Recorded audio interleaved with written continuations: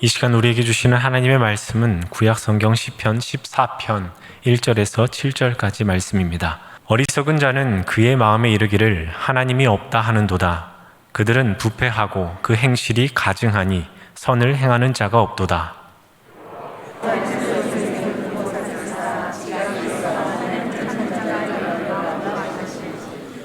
다 치우쳐 함께 더러운 자가 되고 선을 행하는 자가 없으니 하나도 없도다.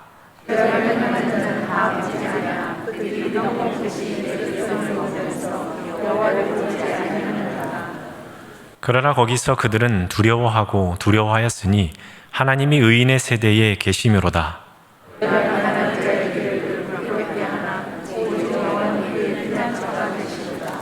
함께 읽겠습니다. 이스라엘의 구원이 시온에서 나오기를 원하도다. 여호와께서 그의 백성을 포로된 곳에서 돌이키실 때에 야곱이 즐거워하고 이스라엘이 기뻐하리로다. 아멘. 시편 14편에는 두 부류의 사람들이 나옵니다. 한 부류의 사람들은 어리석은 자, 그리고 한 부류의 사람들은 지혜로운 자입니다. 어리석은 자는 오늘 설교 제목의 표현을 빌리면 하나님이 인정하시는 삶을 사는 지혜가 없는 자, 그리고 지혜로운 자는 그러한 지혜가 있는 자라고 볼 수 있겠습니다. 그럼 먼저 누가 어리석은 자인가 한번 살펴보겠습니다. 이 시편 기자는 이 어리석은 자가 어떤 부류의 사람인지를 1절에서 이렇게 규명하고 있습니다.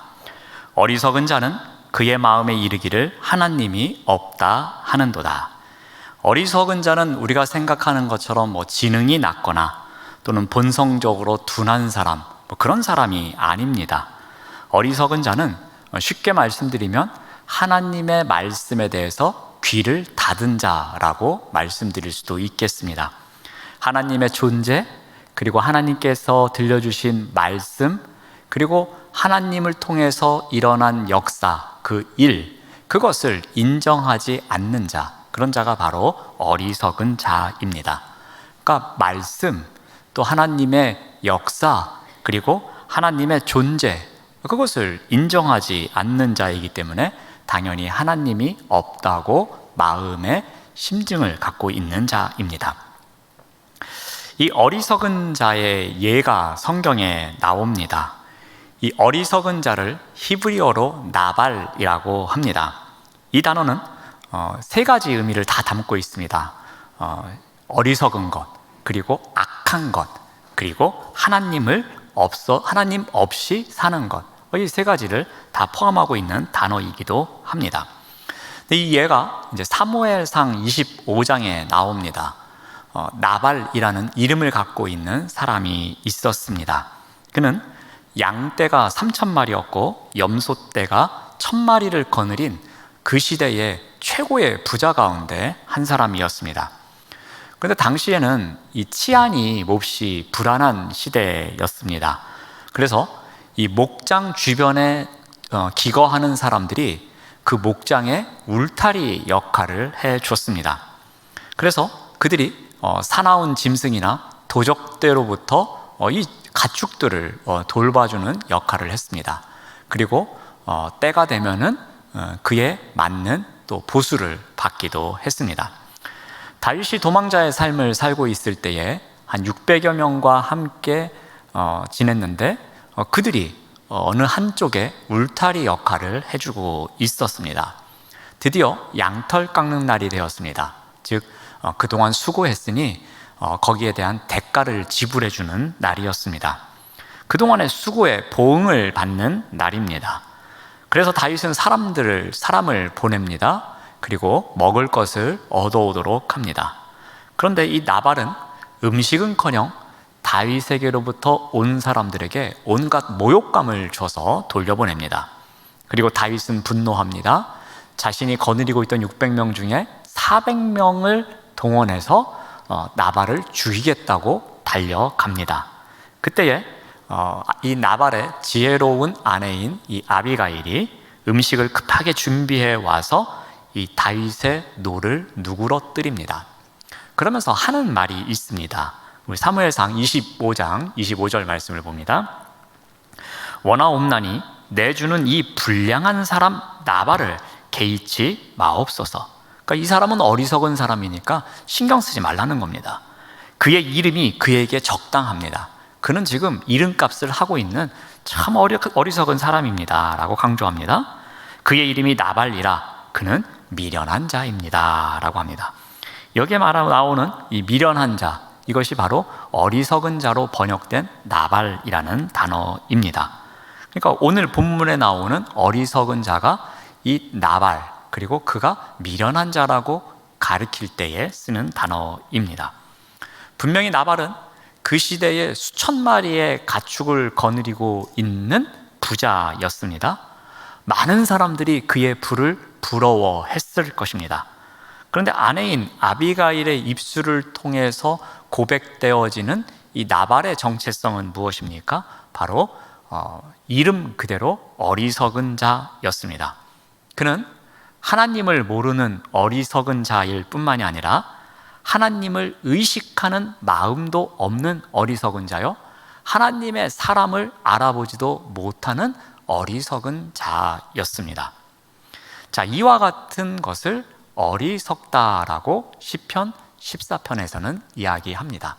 자, 그렇다면 이렇게 하나님도 모르고 하나님의 역사도 모르고 하나님의 사람도 몰라보는 이러한 어리석은 사람들, 그런 사람들이 어떠한 마음과 행위를 하느냐입니다. 먼저 그 마음이 부패하였다고 합니다. 1절 말씀을 계속 봅니다. 그들은 부패하고 그 행실이 가증하다라고 기록합니다. 여기서 부패하다로 번역된 단어의 의미는 원래 갖고 있는 의미는 형태가 이상하다라는 겁니다. 여러분, 부패하게 되면 그 원래의 모습을 지니지 못하잖아요. 그게 이렇게 썩거나 또는 냄새가 나고, 그래서 이렇게 부패하게 되면은 그 원래의 형태를 잃어버리는 경우가 있습니다. 색깔이 변하든지 아니면 형상이 달라집니다. 하나님이 선하게 여길 만한 어떤 요소도 없다는 겁니다. 그러니까 하나님께서 만드신 그 형상으로부터 변질이 되어서 하나님께서 인정하시기를 참 넌 지혜롭구나, 넌 참 선하거나 하면서 인정할 만한 것이 하나도 없다라는 거예요. 그 마음이 부패해서 그 마음을 들여다보니까 하나님의 칭찬을, 하나님의 인정을 받을 만한 것이 전혀 없는 어리석은 자의 마음이라고 합니다. 그런 마음을 갖고서 어떻게 살아갑니까? 그가 아마도 행실이 좋지 않았던 것 같습니다. 마음이 부패하다 보니 그 마음이 드러나는 행실이 안 봐도 뻔한 것 아니겠습니까? 그런데 그 행실이 뭐라고 합니까? 가증하다라고 합니다. 이 가증하다를 한자로 찾아보니까 이 가할 가자에 미워할 증자를 씁니다. 이 말을 그대로 풀었으면 무엇이겠습니까? 미워하는 것이 가하다라는 거예요.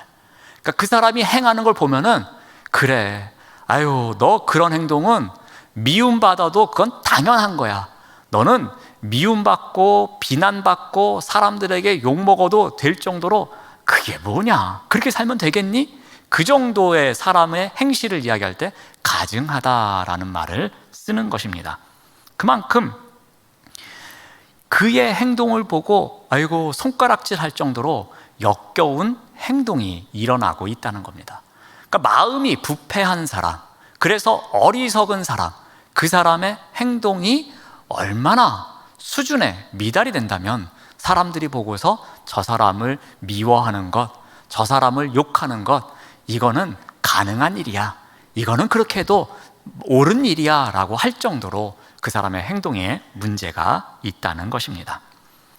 그러므로 하나님이 없다는 것, 하나님이 없다고 생각하는 자, 그래서 그 어리석은 자, 그래서 그의 마음이 부패한 자, 그래서 가증한 행동을 가져오는 자, 그러한 자는 어디를 가더라도 무슨 일을 하더라도 좋은 행동을 할 자리가 없는 그런 사람입니다. 그러므로 첫 번째로 어리석다라는 것은 마음이 부패한 것을 이야기합니다. 두 번째로 이 어리석다라는 사람이 드러내는 행동이 무엇이냐면은 이 선한 행동이 없습니다. 그러니까 행동마다 다 악하다는 겁니다. 우리 14장 1절 말씀을 다시 보면은 선을 행하는 자가 없도다. 또 3절 말씀을 봅니다. 다 치우쳐 함께 더러운 자가 되고 선을 행하는 자가 없으니, 이걸 조금 바꿔서 읽으면은 선을 행하는 자가 없도다. 그래서 다 치우쳐 함께 더러운 자가 되었다라고 볼 수도 있겠습니다. 그러니까 선행의 부재입니다. 선행이 없는 사람, 선행이 없어서 어떻게 됩니까? 모두 다 그곳에 있는 사람들 함께 다 어떻게 해요? 더러운 자가 되었다라고 기록하고 있습니다. 마치 부정한 방식을 다 공유하고 있는 거예요. 그래서 거기 있는 사람들은 모두가 다 함께 부정한 사람처럼 여겨지는 겁니다. 그들이 하는 것은 선행이 하나도 없다라는 것입니다. 모두 함께 더러운 자로 치부되고 있음을 이야기합니다. 그래서 여호와께서 어떻게 하실 정도냐면요, 2절 말씀을 봅니다. 여호와께서 하늘에서 인생을 굽어 살피십니다. 이 하나님께서 인생을 굽어 살피다라는 부분은 시편에서는 두 가지 의미로 나옵니다. 우리를 긍휼히 여기시기 위해서, 우리를 사랑하시기 위해서 하늘에서 굽어 살피신다라는 표현도 있습니다. 그러니까 우리의 인생길 가운데 개입하시기 위해서, 아유, 이승구 목사의 인생이 이렇게 참 불쌍하니, 그러면서 하늘에서 굽어 살핀다. 이거는 긍정적인 표현입니다. 그런데 오늘 본문에 나오는 표현은 부정적인 표현입니다. 하나님께서 굽어 살펴보시는 거예요. 그래, 이 어리석은 자들이 많은 이곳, 그래서 그들이 다 치우쳐서 함께 다 더러운 자가 되고 있는 이 세상, 이들 가운데에 한 명이라도 건질 만한 사람이 있을까?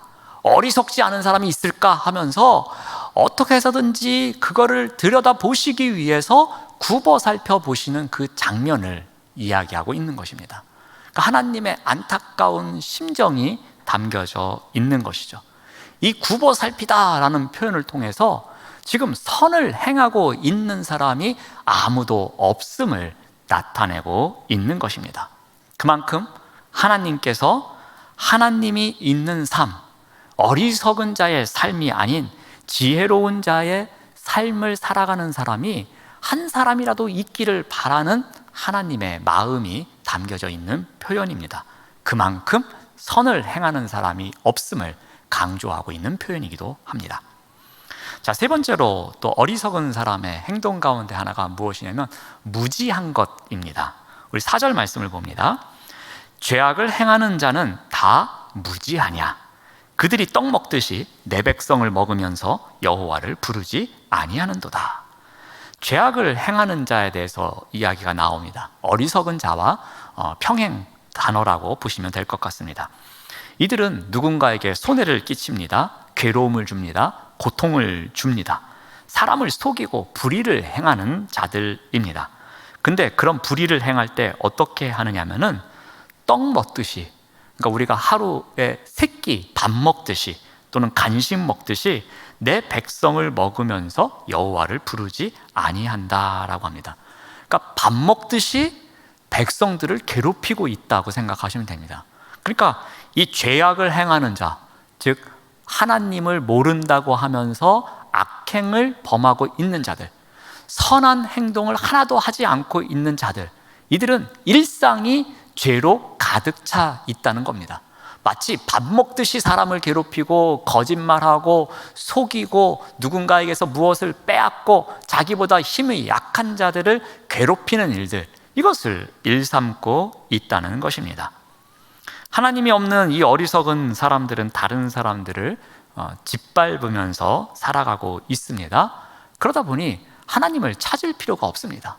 내 힘으로 다 쟁취할 수 있고 내 힘으로 다 소유할 수 있다고 생각하니까 하나님을 찾을 필요가 없는 것입니다. 이것은 바꿔 말하면 하나님에 대해서 무지한 자들입니다. 하나님에 대해서 무지하기 때문에 자신의 힘으로, 자신의 권력으로, 자신이 하던 방식으로 자신의 욕심을 채우면서 살아가면 된다고 착각하고 있는 것입니다. 그래서 계속해서 밥 먹듯이 그들의 일상이 악행을 행하는 것으로 가득 차 있음을 이야기합니다. 또한 어떤 일이 발생합니까? 5절 말씀을 봅니다. 그러나 거기서 그들은 두려워하고 두려워하였으니 하나님이 의인의 세대에 계심이로다. 악행을 행하는 자들의 모습이 계속 나오고 있습니다. 그들이 어떻게 한다고 합니까? 두려워하고 두려워한다라고 말합니다. 그들이 의로운 사람들을 괴롭힙니다. 그들을 착취합니다. 악한 삶 자체에 아마도 기쁨이 있고 평안이 있었을 것입니다. 근데 여러분, 누군가를 괴롭히고 악행을 일삼을 때의 그 기쁨이나 평안이 얼마나 가겠습니까? 그게 평생 가겠습니까? 이러다가 만약에 무슨 일 생기면 어떻게 하지? 라면서 그 마음속에 작은 또는 큰 두려움이 생길 수밖에 없습니다. 마치 그것을 지금 연상시키는 겁니다. 두려워하고 또 두려워한다라고 이야기를 합니다. 그만큼 큰 두려움 속에 갇혀 있다는 겁니다. 두려움이 자신의 인생을 압도하고 있음을 나타냅니다. 어떻게 보면은 이 두려움은 막연한 두려움입니다. 지금 누구로부터 무엇인가를 빼앗지만 그것을 할 수는 있지만 내가 이것을 못할 경우에는 어떻게 하나라는 막연한 두려움을 갖고 있는 것입니다. 그들은 그 두려움의 실체도 모릅니다. 이 두려움이 언제 밀려올지도 모릅니다. 두려움이 올지 안 올지도 잘 모릅니다. 그러면 두려움이 온다면 이것을 어떻게 해결해야 될지도 모르고 있는 상황입니다. 바로 하나님에 대한 무지함 때문에 오히려 그 하나님을 두려워하면서 살아가는 모습입니다. 인생이 하나님이 계시지 않기 때문에 오히려 그 하나님을 모른다고 하기에, 오히려 그 하나님을 부인하기에, 오히려 그 하나님을 자신의 인생의 자리에서 밀어냈기 때문에 오히려 하나님에 대한 무지 때문에 더 큰 두려움을 갖고 있다는 것입니다. 자, 어리석은 자가 누구인지 한번 정리해 보았습니다. 세상에서 가장 어리석은 자는 못 배운 사람도 아닙니다. 지능이 부족한 사람도 아닙니다. 공부에서 뒤처지는 사람도 아닙니다. 요즘처럼 재테크를 제때 잘 못한 사람도 아닙니다. 정치적인 판단이 예리하지 못한 사람도 아닙니다. 어찌 보면 어리석은 자는 하나님이 안 계신 듯 살아가는 사람, 이런 사람이 우리 시대의 어리석은 사람이 아닌가 생각해 봅니다. 삶으로서 그분의 존재를 잊어버리고 삶 가운데서 그분의 존재를 지워가면서 살아가는 자, 그런 자가 오히려 어리석은 자가 아닌가 생각합니다. 이걸 조금 전문적인 표현으로 바꾸면 유신론적 무신론자라고 합니다. 신이 있는 것 같지만 무신론자로 살아가는 것. 입으로는 신이 있다고 합니다. 입으로는 믿는다고 합니다. 하지만 그의 삶에는 하나님이 계시지 않는 것입니다. 입으로는 하나님을 믿는다고 하고, 입으로는 하나님께 구원을 받았다고 하고, 입으로는 열심히 교회 드나들면서 이것저것 하는 것 같지만 그의 삶의 주권자는 하나님이 아니고 자기 스스로임을 이야기하고 있는 것입니다. 자신은 정작 삶의 주도권을 하나님께 맡기지 않고 살아가고 있는 자입니다. 이것이 바로 이 시대의 진짜 어리석은 자입니다. 하나님을 입으로는 안다고 하고 입으로는 믿는다고 하지만 그의 삶 속에는 하나님이 모른다고 하고 있는 삶, 이 삶이 어리석은 자의 모습이 아닐까 생각해 봅니다. 그러면 그의 마음이 부패해 갑니다. 마음이 부패하다 보니까 그것이 행동으로 드러나는데 그 행동 가운데는 선한 것이 있을 수가 없습니다. 그러다 보니 점점 하나님에 대해서 무지해질 수밖에 없습니다. 그러므로 하나님에 대해 무지하니까 하나님을 오히려 두려워하는 삶을 살아가게 되는 것입니다. 이것이 바로 어리석은 자의 모습입니다. 우리 또한 그러한 것 같습니다. 입으로는 믿는다고 하지만 그 하나님을 내가 인격적으로 만나지 못하고 그 하나님이 나의 삶의 중심에 계시지 않는 가운데에 나의 마음은 점점 세상의 것에 가득한 가운데 더 부패해가지 않나 생각해 봅니다. 그러니 그 부패해가는 마음에서 나오는 행동은 오죽하겠습니까? 오히려 하나님에 대해서 자신은 안다고 말로는 고백하지만 아는 것이 없는 진짜 무지한 자의 삶을 살아가고 있는 것입니다. 이것이 바로 어리석은 자의 삶일 것입니다. 자, 그렇다면 이제 반대의 경우를 살펴보겠습니다. 그렇다면 이러한 어리석은 자의 삶이 아닌 하나님께서 인정해 주시는 그런 지혜로운 자의 삶은 과연 어떤 것인가라는 것입니다. 우리 2절 말씀을 다시 보겠습니다. 중간부터 보시면 지각이 있어 하나님을 찾는 자라고 나옵니다. 그러니까 지각이 있어서 하나님을 찾는 자, 이러한 자가 지혜로운 자라고 하나님께서 인정해 주시는 지혜로운 삶을 살아가는 자라고 말씀하십니다. 이 지각이라고 번역된 단어는 바르게 생각하고 지혜롭게 판단하는 것을 말합니다. 자, 왜 이 단어가 하나님을 찾는 것과 관련해서 사용이 되었겠습니까? 바르고 신중한 사고력과 판단력이 있다면 창조주이신 또 구원자이신 하나님을 찾는 것이 당연함을 강조하고 있는 것입니다. 우리가 올바른 판단력을 갖고 있다면, 그래서 하나님에 대해서 우리가 온전히 알고 있다면 그 창조주와 구원자를 찾아가는 것은 당연하다는 것을 강조하고 있는 것입니다. 그러므로 우리가 그러한 지각이 있다면 당연히 하나님을 찾아야 되는 거 아닙니까? 이것을 강조하는 표현입니다. 지각이 있으면 올바른 분별력이 있다고 했습니다. 그리고 바른 판단력을 갖고 살아갑니다. 그러므로 아무리 세상에 하나님이 없다고 외치는 사람들이 많다고 하더라도 우리는 하나님을 바르게 믿을 수 있는 것입니다. 우리의 올바른 분별력과 올바른 판단력으로 하나님을 찾아가는 삶을 살 수 있다는 것입니다. 아무리 마음이 부패해져가는 그러한 유혹이 많이 밀려오는 순간에도 우리가 어떻게 해요? 올바른 신앙관과 분별력과 판단력이 있다면 선을 행하지 않는 자가 더 많이 인정받는 것 같은 세상 가운데서도 내 인생의 주인이신 하나님을 찾아가며 살아갈 수 있다는 것입니다. 이 아모스 시대에 이러한 일이 있었습니다. 하나님께서는 아모스 선지자를 부르셔서 이제 심판이 임할 것을 가서 예언하라고 가르쳐 주십니다. 그래서 아모스를 심판의 메신저로 보내십니다. 아모스는 이스라엘의 죄악상을 고발하면서 그들에게 심판이 임할 것을 선포합니다. 하나님께서 땅의 모든 족속들 가운데서 이스라엘을 특별히 선택하셔서 그들을 부르시고 자기 백성으로 삼았는데 그들이 하나님과의 관계에서 맺은 언약을 무시하고 하나님의 백성으로 살아가지 않고 있었습니다. 그러니 너희들 그러다가는 매 맞는다, 큰일 난다, 이렇게 선포하고 있었습니다. 그럼에도 불구하고 이들은 바산의 살찐 암소처럼 먹기를 탐하고 물질과 세상의 욕심만을 추구하며 살아가고 있었습니다. 무절제한 삶을 살아갑니다. 오히려 가난한 자들을 압제하고 있습니다. 이스라엘 백성들은 이 물질적 번영기에 오히려 영적인 장님이 되고 영적인 판단력이 둔해지는 그러한 삶을 살아갑니다. 오늘 시편의 표현대로 말하면 마음이 부패해져 가고 부패해진 마음에서 아주 안 좋은 행동이 나오기 시작했다는 것입니다. 점점점 더 그들의 눈이 어두워져 가고 도덕적으로 부패해져 가는 삶을 살아갑니다. 아모스는 이러한 때에 지금이 끝이 아니다, 다시 회복할 수 있다, 다시 살아날 수 있는 유일한 길이 있음을 선포합니다.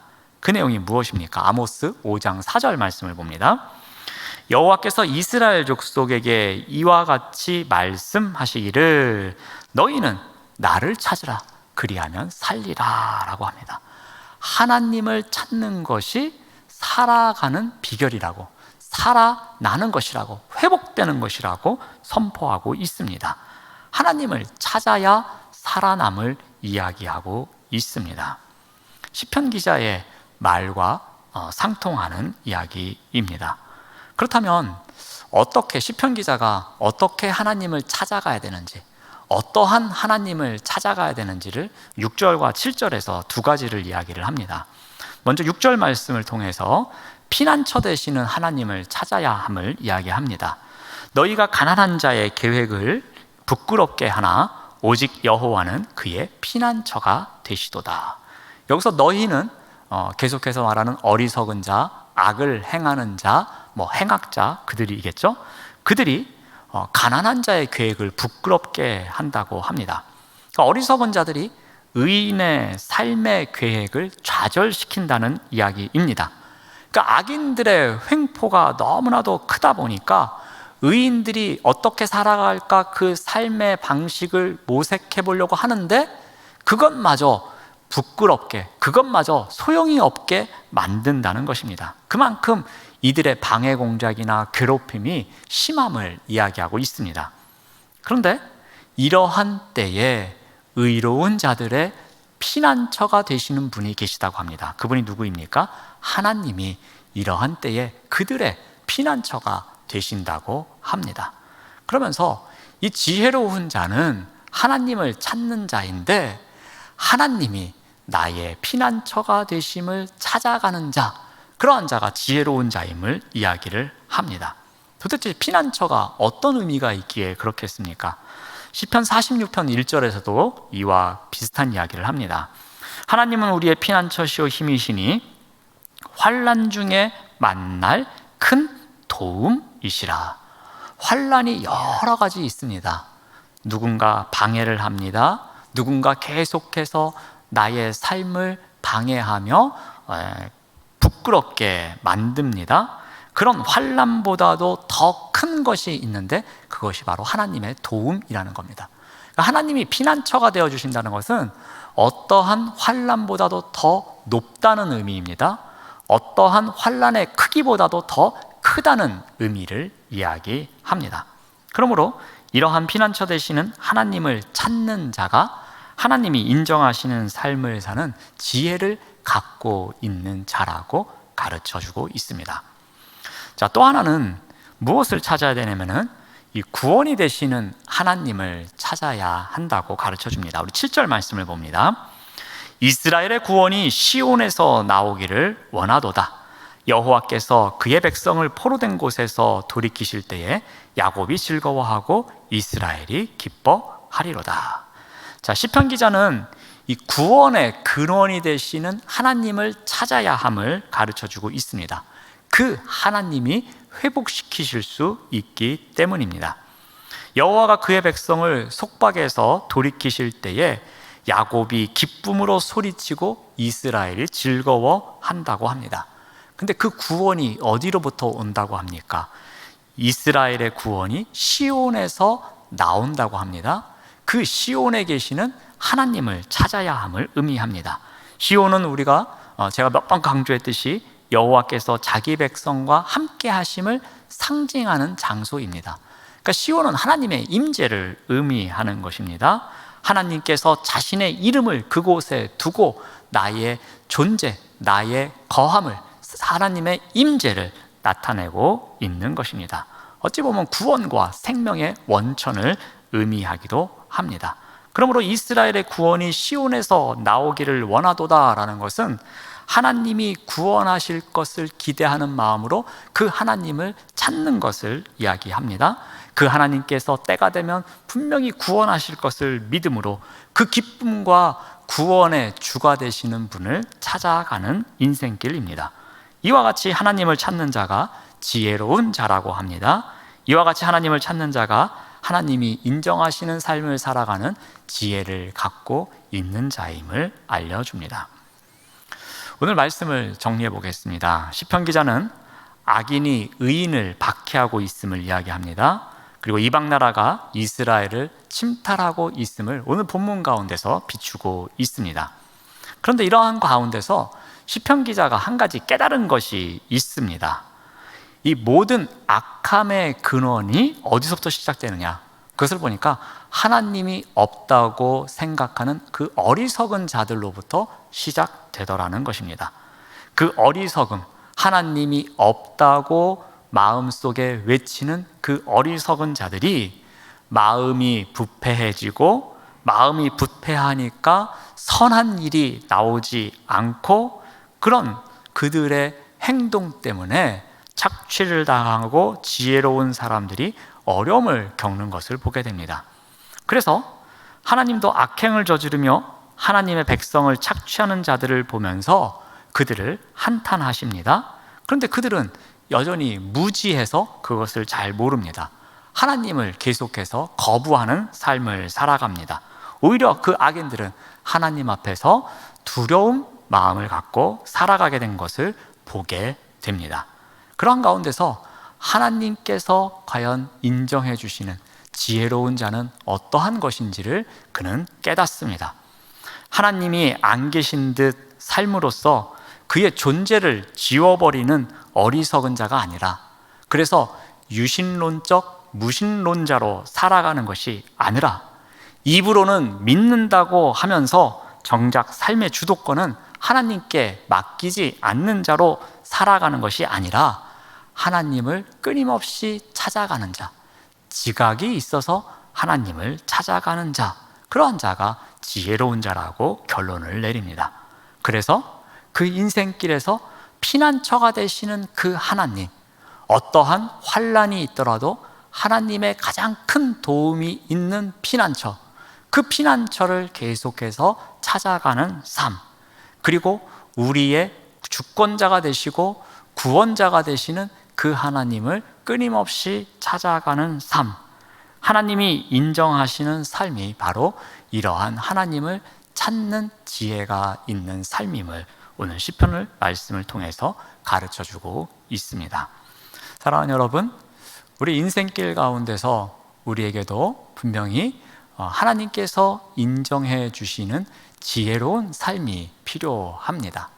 그 지혜는 하나님을 찾는 삶 가운데서 우리가 발견할 수 있음을 우리가 꼭 믿음으로 기억하시길 바랍니다. 그래서 우리가 하나님께서 주신 그 지각으로 우리의 하나님을 어디에서든지 늘 찾아가는 삶을 사는 우리 모두가 되시기를 바랍니다. 기도하겠습니다. 하나님 감사합니다. 하나님께서 허락하신 지각으로 유신론적 무신론자가 아닌 언제나 하나님을 찾는 삶의 자리에서 펼쳐질 수 있도록 인도하여 주시옵소서. 예수님의 이름으로 기도드립니다. 아멘.